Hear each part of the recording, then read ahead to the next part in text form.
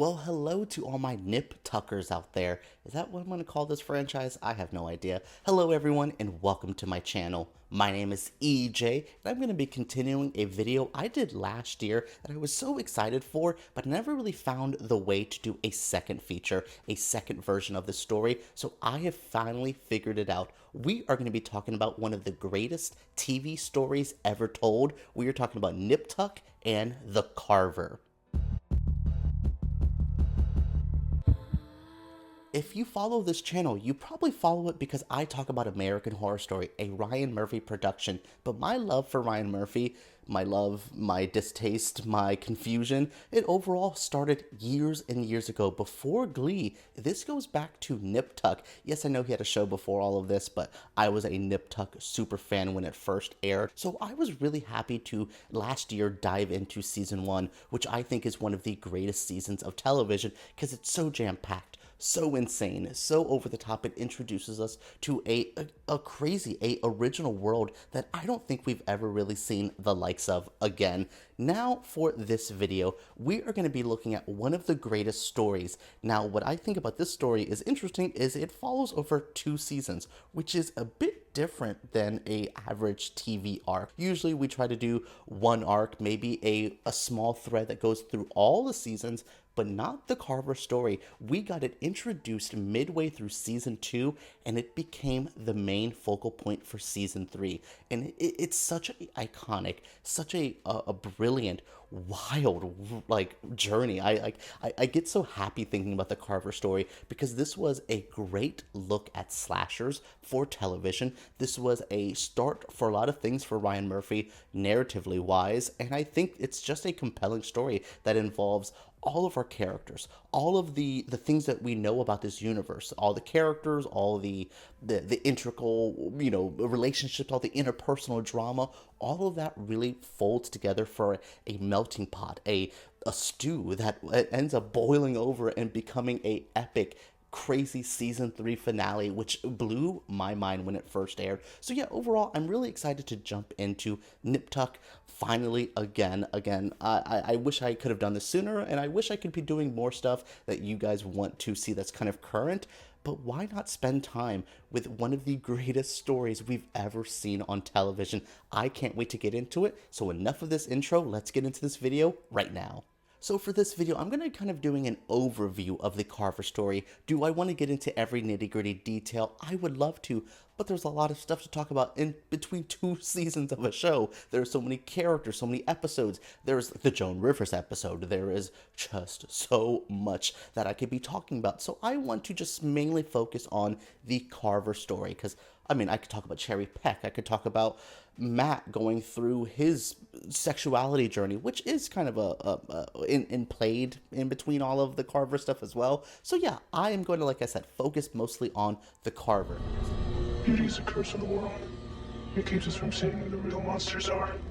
So the Carver was introduced in season 2, early on, about episode 7, and it's kind of this weird looming background as we have Ava Famke Jensen's character. She is this evil psychologist who is messing with our boys, and she's devious. So she kind of serves as the main villain for season 2, while we have the Carver in the background. The first Carver victim is Naomi Gaines, who's kind of infamous in the Nip Tuck world. She really does kick off this story, and this is also where Sean's connection to the Carver story begins. Sean, as much as Christian seems like a main part of all of this, it feels like Sean is such a target of the Carver, because early on he's the one who's wanting to fix the Carver's cases. He's taking things pro bono. He is doing things that seemingly are angering the Carver as he keeps trying to fix things. And it's interesting to see Sean's forever, I want to be a good guy, while he's doing some of the most disgusting things behind the thing, but he always wants to be that good guy. So he believes helping these Carver victims, even to the point where it's going to risk his practice, his family, his life, he's still doing it. So I do appreciate what Sean is trying to do here, but things get a little hectic, so that's where we have to have a new doctor come in. Dr. Quentin comes in. Oh goodness, what a character who, again, is part of my favorite storyline, but one of my least favorite characters on Nip Tuck. Quentin is a very intriguing character. He's a doctor who comes to fill in, and he starts kind of working with the practice, kind of helping out while, Christian recovers. Well, Sean also has to recover as well. There's a lot, because Christian's the kind of the end. So when Quentin comes in to kind of replace Sean early on, there's the relationship, there's the beef that they are having there. So by the time Christian is attacked in the season finale for season 2, leading into season 3, we're seeing Quentin have to kind of step up a role, work with the doctor he's not used to working with, and then also, surprise, Quentin's also trying to get with Julia, Sean's wife, ex-wife at this point.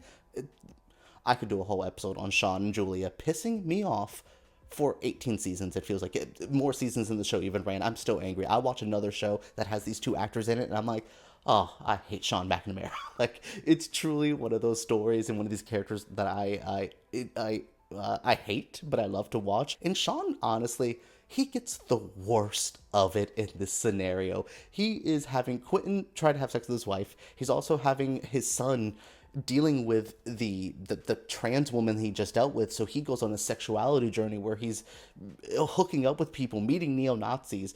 Sean is going through while all of this is happening. And then also, season 3, we're still having Carver victims. We're still having people, close to this thing. Kimber gets attacked at one point. It's pretty intense, and we're seeing each one of our characters getting affected. We also have Kit come in. She is the other main character for the Carver storyline. She is a detective, and she kind of starts off in a relationship with Kimber and Christian.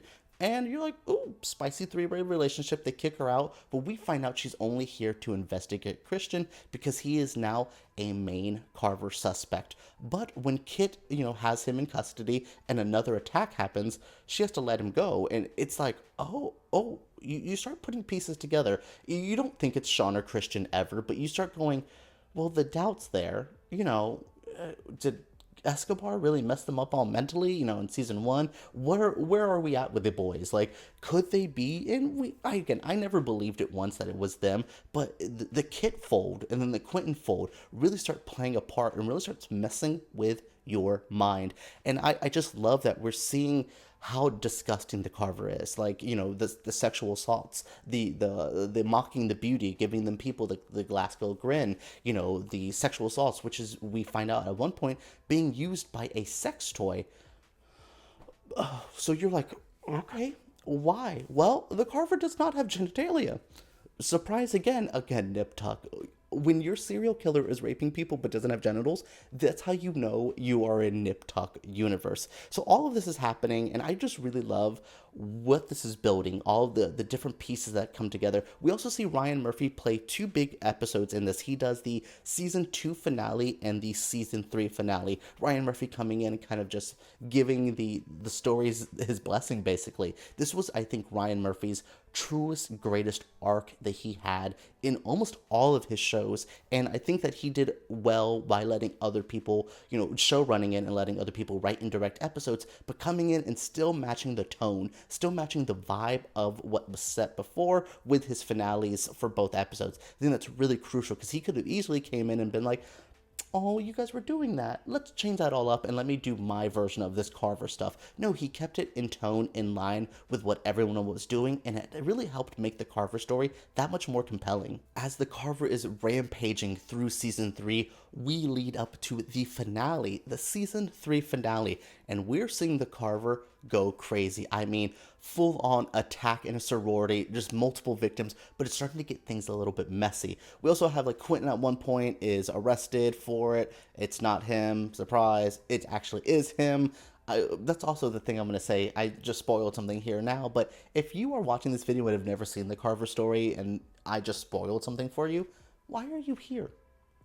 This is for Nip Tuck fans who want to revisit this, or haven't thought about this in years, and or just like, oh, that's the little nitty-gritty details of that. So yeah, I will say Quentin being revealed as the Carver wasn't a shock. His hate for Sean was obvious. His medical professionalness was interesting, because that's a big part of why the Carver was often thought to be one of the plastic surgeons. So Quentin being it made a lot of sense. The medical precision needed to do this, the way you don't get caught.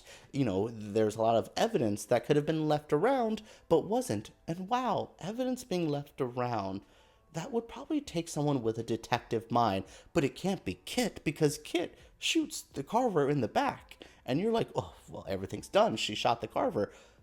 And she was like, well, Gina, she told me about this. Surprised Gina was knocked out and never called anybody. So now they're like, hold on, what's going on? Well, when we see the Carver's body get put into the morgue, Kit and Quentin have been together. They are brother and sister, also lovers. Yes, brother sister lovers. Serial killing brother sister lovers. Nip tuck.